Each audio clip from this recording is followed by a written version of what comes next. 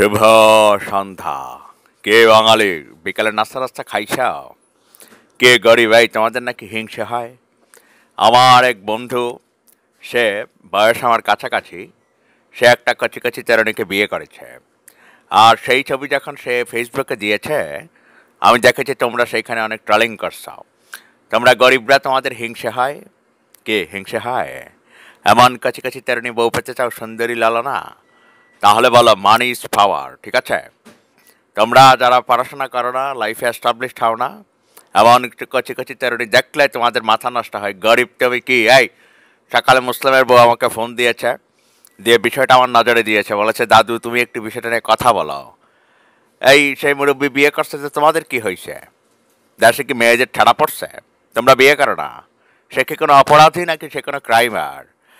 একদম শব্দ বোমা মেরে আমি সাপ কাটাকে। গরিব তোমরা কি? এই সুন্দরী মেয়ে দেখতে হিংসা হয়, এমন সুন্দরী বউ পেতে চাও? তাহলে লাইফ এস্টাবলিশ করাও।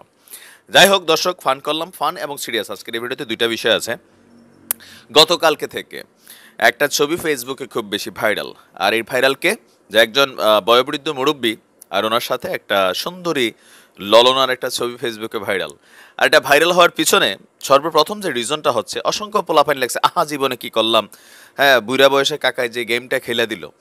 তো এটা নিয়ে নানান ধরনের ট্রলিং হচ্ছে। তো আসলে এই ট্রলিংটা কতটুকু যৌক্তিক? প্রথমত হচ্ছে এটা, যে ব্যক্তির ছবিটা আপনারা দেখছেন তিনি হচ্ছেন বাংলাদেশি বংশোদ্ভূত আমেরিকান।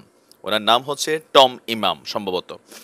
তো উনি বিয়ে করছেন ভাই, ওনার বউ নিয়ে ওনার ফেসবুকে উনি ছবি দিচ্ছেন, সেটা তো আমাদের আসলে সমস্যা। এখানে সমস্যার জায়গাটা হচ্ছে হিংসা। প্রথমত হিংসা, কারণ ওনার যে স্ত্রী, ওই মহিলার নাম হচ্ছে মিষ্টি ইমাম। ইমাম হচ্ছে, আমি প্রথমে ভাবছি হুজুর, হুজুর না, আসলে এটা তাদের বংশীয় টাইটেল, এটা জামাইয়ের টাইটেলের অংশ লাগছে যে টম ইমাম থেকে মিষ্টি ইমাম। এখন এদের ছবিটা আসার পরে হিংসার জায়গাটা কোনটা? যেমন মুরব্বী একজন মানুষ এত সুন্দরী একটা মেয়ে বিয়ে করছে, তো বেসিক্যালি হচ্ছে যে উনি ওনার যোগ্যতা থেকে করছে। যোগ্যতাটা কি হতে পারে? অর্থ, অবশ্যই সেটা আমরা বুঝি, নয়তো এই অসামঞ্জস্য বিয়েগুলো সমাজে আসলে অহরহ না। তো সেখানে অর্থ এবং ওনার অ্যাস্টাবলিশমেন্ট ব্যক্তিগত জীবনে সেটা হয়তো অনেকটা গুরুত্বপূর্ণ ভূমিকা রেখেছে। তো ফেসবুকে যখন আমরা এই বিষয়গুলোকে অতিরিক্ত সমালোচনা করছি, তখন সেই আঙ্কেল টম ইমাম তিনি তার ফেসবুকে একটা পোস্ট দিয়েছেন। আর আমাদেরও ব্যক্তিগত মতামত দিব, তবে আগে আঙ্কেলের মন্তব্যটা আমরা শুনে নিই। তিনি গত 25শে ডিসেম্বর নিজের ফেসবুক আইডিতে স্ট্যাটাস দিয়ে জনতার উদ্দেশ্যে কিছু কথা বলেছে।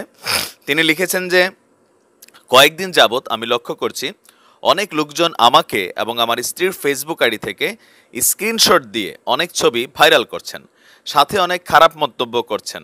এগুলো কি আপনাদের ঠিক হলো? অবশ্যই ঠিক হয় নাই, এটা আমিও ব্যক্তিগতভাবে মনে করি এটা ঠিক না। তারপর আঙ্কেল লিখেছেন যে, অনেকে জানতে চাচ্ছেন কে এই টম ইমাম, হু ইজ দ্যাট টম ইমাম, দ্য ব্লুটুথ আঙ্কেল। তিনি বলছেন যে, আমি একজন বাংলাদেশি বংশোদ্ভূত আমেরিকান নাগরিক। আমার আগের স্ত্রী আমেরিকান নাগরিক ছিলেন এবং সে 10 বছর ধরে অসুস্থ থাকার পরে 2011 সালে আমার আগের স্ত্রী দুনিয়া ছেড়ে বিদায় হয়ে যায়। এরপর আমি আমার সন্তানদের মানুষ করার জন্য আমি আর বিয়ে করিনি। ওনার যেই সন্তান আছে তাদের জন্য তিনি যথেষ্ট একটা সময় শ্রম দিয়েছেন।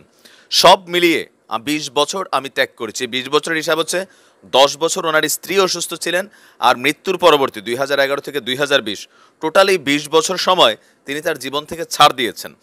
সন্তানরা যখন বড় হয়েছে তখন তিনি নতুন করে আবার বিয়ের চিন্তা করেছেন, যে জীবনের বাকি সময়টা তিনি ভালো থাকতে চান। আর সেইখান থেকেই সন্তানদের প্রেশার বা এবং তার পারিবারিক প্রেশার এবং তার ব্যক্তিগত ইচ্ছায় তিনি এক বাংলাদেশি একজনকে বিয়ে করার প্ল্যান করেন, যে এবার তিনি আমেরিকান বিয়ে করবেন না, বাঙালি। আর সেইখান থেকেই তিনি এই মিষ্টি ইমামকে বিয়ে করেছেন। তিনি লিখেছেন যে, আমি আমার স্ত্রীকে ভালোবাসি এবং সেও আমাকে ভালোবাসে। ভালোবাসার কোনো বয়স নেই, ভালোবাসা অন্ধ হয় যদি আপনি কাউকে হৃদয় থেকে ভালোবাসেন। দয়া করে আমি যেমন আপনার পরিবারকে শ্রদ্ধা করি, তেমন আমার পরিবারকে আপনিও শ্রদ্ধা করুন। জানা গেছে যে এই টম ইমাম ও ওনার স্ত্রী যে মিষ্টি ইমাম দুজনেই বাংলাদেশি নাগরিক। আর টম ইমাম সাহেব তিনি বাংলাদেশে শিক্ষা জীবন শেষ করে আমেরিকা পাড়ি জমান, মানে মুরব্বী অনেক আগেই আমেরিকাতে চলে গেছেন। বর্তমানে তিনি আমেরিকান সিটিজেন আছেন এবং সেখানে পার্মানেন্ট রেসিডেন্স নিয়ে আছেন। তিনি এইচএসসি পটুয়াখালী জুবেলা হাই স্কুল থেকে শেষ করে 1978 টু 1982 শিক্ষাবর্ষে রাজধানীর শেরে বাংলা কৃষি বিশ্ববিদ্যালয় থেকে গ্র্যাজুয়েশন করেন। এরপরে তিনি আমেরিকা চলে যান। দ্যাট মিনস হাইলি এডুকেটেড একজন মানুষ। আর ওই সময় এই যে স্টুডেন্ট ভিসাতে আপনার ইউরোপের কোনো দেশে যাওয়া, সেই সংখ্যাটা আপনি আমার মনে হয় যে 0.5% আছে কিনা আমি জানি না, বা 1% হইতে পারে সর্বোচ্চ। তো তিনি তার লাইফে একটা লম্বা সময় স্ট্রাগল করেছেন। আর ফেসবুকে যখন তাদের ছবিগুলো ভাইরাল হওয়া শুরু হয়েছে, সেইখানে প্রধান রিজন হচ্ছে দুইটা। একটা হচ্ছে হিংসা, যেমন সুন্দরী বা আমার ঘর নায়িকা ইতানি দেওয়াটা দিয়ে সুন্দর একটা বিয়ে করে লেছে, আমি কি তা করছি, এটা একটা রিজন। তবে আমাদের দৃষ্টিকোণ থেকে, সমাজের দৃষ্টিকোণ থেকে ভালোবাসার বয়সও না, বা সমাজের বর্তমান প্রেক্ষাপট হচ্ছে যে বয়সের একটা সামঞ্জস্য রাখা লাগে। আপনি দেখবেন ইউরোপের দেশগুলোতে এই ধরনের অসম বিয়ে কুটিতে একটা পাইবেন, এমনি বয়ফ্রেন্ড গার্লফ্রেন্ড হিসেবে ঘুরে। আমি দেখছি আমাদের সাউথ কোরিয়াতেও এরকম অসামঞ্জস্য যে বয়সের বিষয়টা, গার্লফ্রেন্ড বানাইয়া ঘুরে বা বয়ফ্রেন্ড বানায়, বিয়ে করে না। কারণ হচ্ছে যে এখানের এইসব দেশের বিয়েটা হচ্ছে সমবয়সী, তারা মানে ক্লাসমেট বা তার এইজ মেট যারা আছে তাদেরকেই বিয়ে করে। মুসলিম ভাইয়ের বউ আর মুসলিম ভাইয়ের ভিতরে বয়সের অনেক ব্যবধান আছে, বা বিয়ে মাঝে মাঝে জীবনটা শেষ করে লাইছি, আব্বা আম্মা না বুঝতে বিয়ে দিয়ে লাইছে। তবে আমাদের মিষ্টি ইমাম তিনি নিশ্চয়ই ভালোবেসে বিয়ে করছেন, বাট যতই ভালোবাসেন সেইখানে আমরা চাইবো যে তাদের সংসারে আমরা যেন উটকু ঝামেলা হয়ে না ঢুকি। কিছু ব্যক্তিবর্গ আছে, ধরেন আপনি শাহেদের বিষয় আলাদা, সাবরিনার বিষয় আলাদা, বা ধরেন আমাদের দ্য ব্লুটুথ বৌদি প্লাস ভাবি মিথিলা বুবুর বিষয় আলাদা, এরা হচ্ছে আলাদা ক্যারেক্টার। আর এটা হচ্ছে টম ইমাম বা মিষ্টি ইমাম, বেসিক্যালি তারা হচ্ছে ব্যক্তিগত জীবনে সীমাবদ্ধ। তবে পজিটিভ একটা মেসেজ আছে যে আপনাকে জীবনে প্রতিষ্ঠিত হইতে হবে। অন্যের বউ দেখে আফসোস করে আপনার কি লাভ হইব? হিংসায় জ্বলনে আমাদের কোনো কাজ হবে? আপনি আপনার লাইফে পড়ালেখা করেন নাই, উনি দেখেন কত হাইলি এডুকেটেড, যেই যুগে উনি আমেরিকায় গেছে এই যুগে বাঙালি সৌদির ভিসাও পাইছে না, আর সেই যুগে তিনি আপনার গ্র্যাজুয়েশন করা লোক। দ্যাট মিনস ওনার প্রোফাইলটা অনেক ভারী, ক্যারিয়ারটা অনেক ভারী।